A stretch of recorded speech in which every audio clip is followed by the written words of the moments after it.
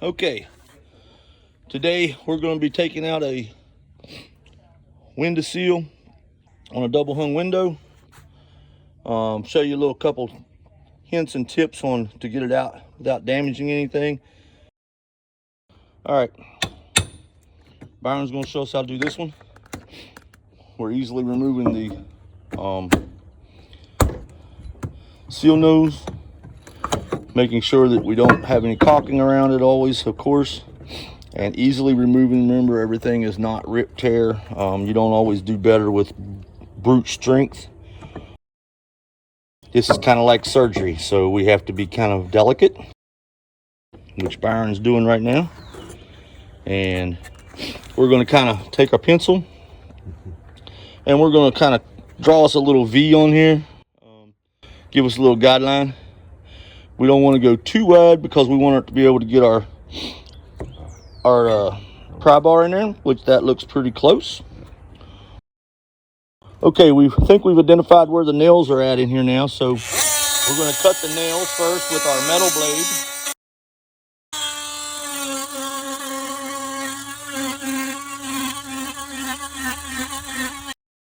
You'll know when that slice of pie is loose completely, because it'll be able to be removed very easily, as you can see.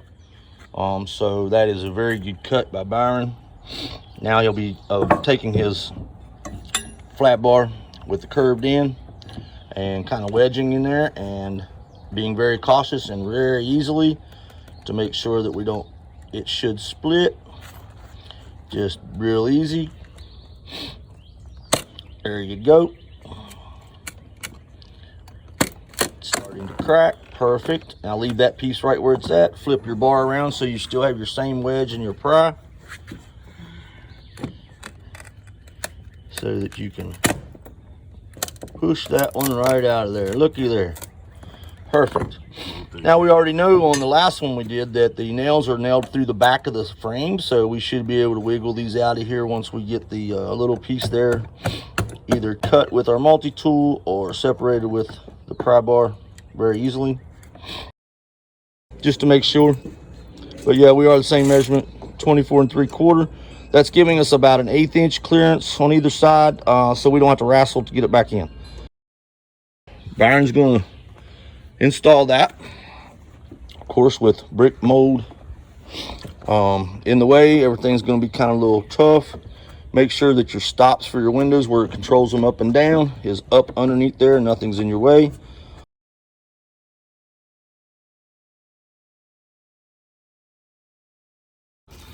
Also make sure when we come back in, we're checking for damage on the inside for drywall. But this is a really good way and a good trick to learn. Okay, as you can see, we have replaced the two sills and the sill noses.